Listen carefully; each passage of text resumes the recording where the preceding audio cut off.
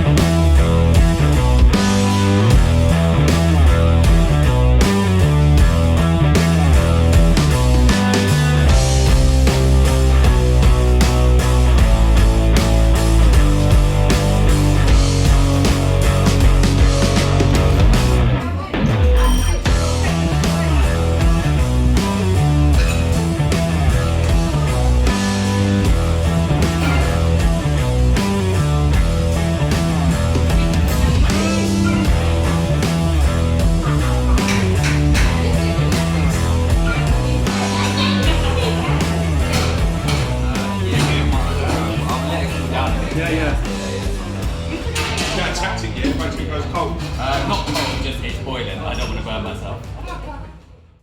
Here are the pies. There's 18 humongous beef pies here, really traditional, and loads of liquor, and then 9 portions of mash as well. So I'm just going to see how long it's going to take me to take it all down. I'm going to give myself like a 45-minute, an hour limit, but yeah, just have to wait and see how that goes. So yeah, wish me luck. 3, 2, 1, go. Right, so I thought I'd do my first ever commentary on this video, and what a challenge this was. Wow, so this caused quite a lot of stir in the media. So as you saw the first bit of the movie, I got into the Daily Star, a national newspaper here in the UK. Pretty crazy headlines there, which was amazing. And also this week I actually got into a national radio show called Talk Sport. They're all about describing what's happening with the latest sport up and down the nation and internationally, and they asked me to come on for an interview, which was really crazy and such an amazing thing to be able to do. And so I thought I'd actually overlay that with this commentary here, so you could hear the full interview rather than just a sped up video of me kind of chatting away. So yeah, I hope you enjoy the recording of my little interview with them.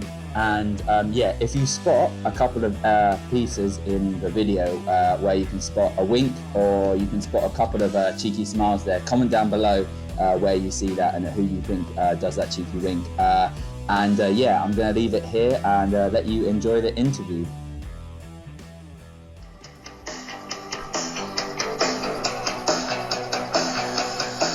Jacobs here on Talk Sport. Not many people can claim to be a triathlete and a competitive eater. In fact, our next guest is number 2 competitive eater in the British Eating League.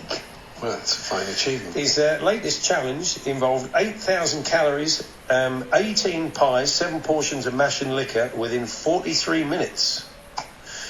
We salute Max Stamford. Good afternoon, Max. Hi there. How's it going? Well, yeah, good. When did you do this? Was it recently? Or? Yeah, so I did it last Friday actually. So yeah, I just went to Manze's Pie and Mash Off in Peckham and wanted to try out the challenge. Had you been to Manze's before? Is it a regular haunt of yours?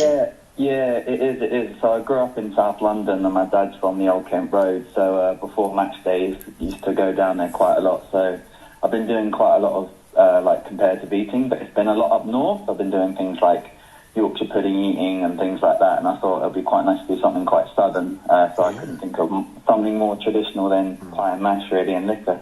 Your athletic roots came out in this quote in the paper this morning. You said you got through the first 14 pies in half the mash and liquor in 20 minutes, and then I hit the wall.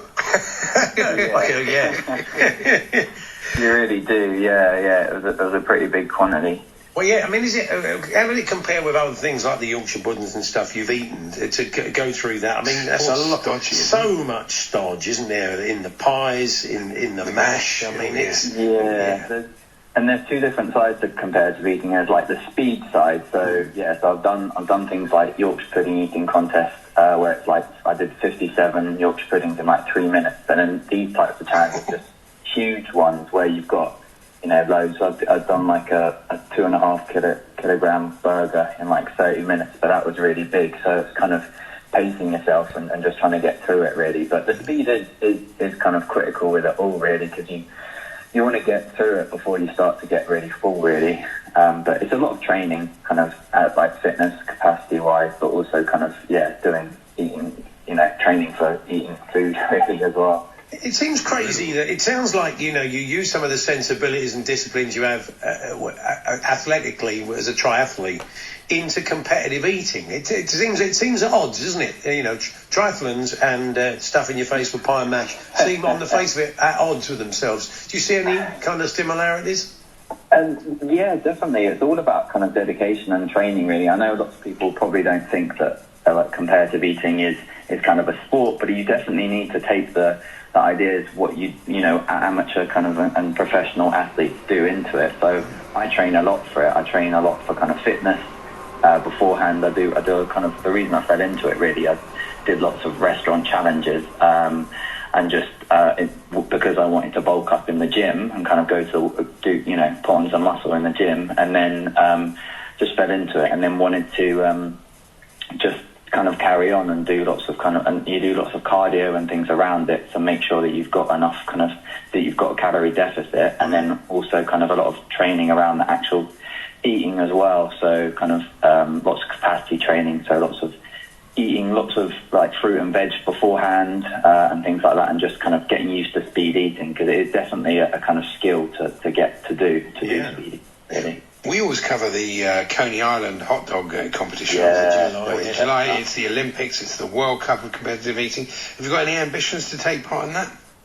I'm very much an amateur. I kind of do this as a hobby around the sides, really. I kind of just want to do it more for kind of raising awareness that you can kind of lead a healthy lifestyle, but also kind of eat kind of cheat meals. My cheat meals are a bit extreme, but you can eat cheat meals and generally raise awareness as well for kind of, I do quite a lot of these events, and if I make any money, I do it kind of give it to charity and things like that, so kind of raising awareness for kind of food poverty and things like that. So I think that's quite important. I'd want to do it more amateur, but I mean, if I could do it amateur and still kind of do it professionally, that would be great. But no, I'm not at the scale of the kind of, we have a couple of professional eaters here, but the thing is we don't have like a professional we didn't have a professional eating league, and so I've been kind of going up and doing these events that have been set up through the British Eating League, and that's just started to kind of come on board now. So it's been really good actually to kind of get it a bit more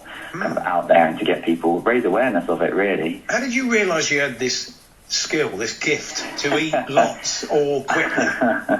I've fallen into it, really. So as I said, I kind of did a couple of restaurant challenges. I think the big thing was last year at this place called kind of Man vs Food in London. They put on like restaurant kind of challenges, a bit like the Man vs Food that you watch on the TV show with Adam Richmond and people like that. And I did the challenge and I did it really fast, and they said, "Oh, you've actually been entered into this charity event to compete with kind of professional eaters like Blair Shakiva and Carl Gibson." So I went down and kind of met them, which were kind of a bit like my idols, and then I just kind of fallen into it.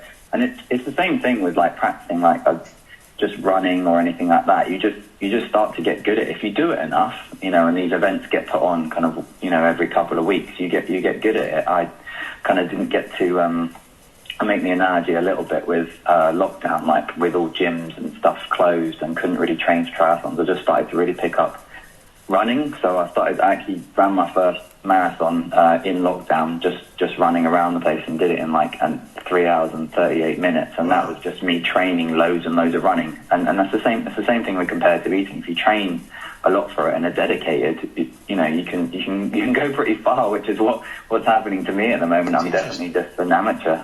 Amazing. We spoke to Johnny Brownlee last week, and we thought the idea of adding eating pies. No, but the idea of adding a fourth discipline, that would be quite good. Yeah. Yorkshire puddings would work very well with him and his brother.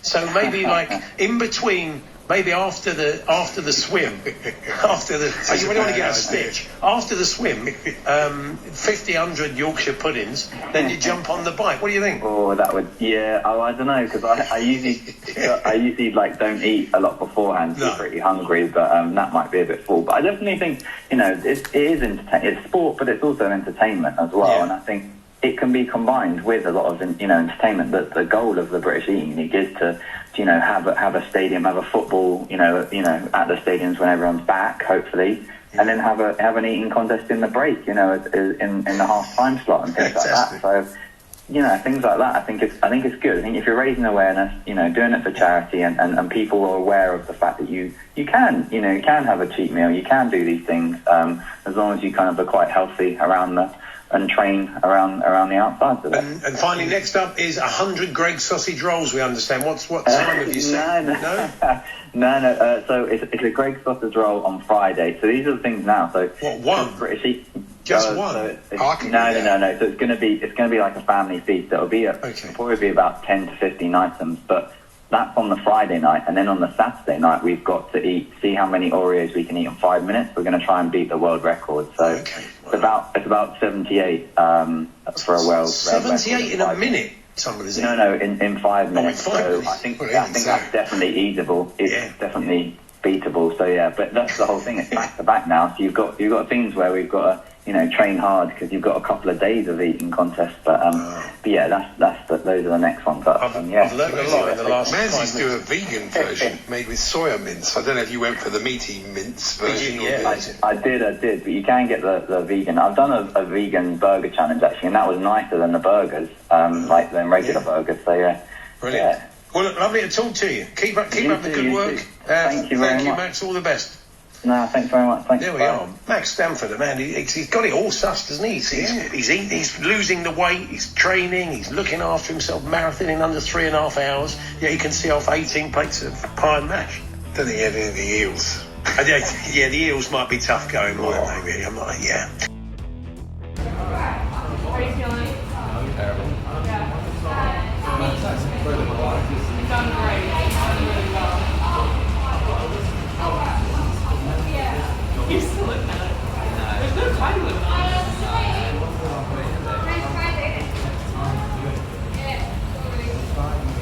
this. See here, I just really struggled at the end there, just couldn't put down those last 2 portions of mash. But in the end, I did 18 pies and 7 portions of mash and liquor. So I was really happy with that, really pushed my limit there.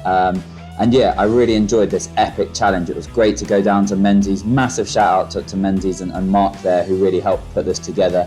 And yeah, I'm really stoked to show you more videos and more content to come. I've got my Yorkshire pudding eating contest coming up next, and then afterwards my bacon butty contest, which is great because you'll get to see me potentially maybe actually win in a British Eating League contest. So yeah, stay tuned. Thanks for now. Bye.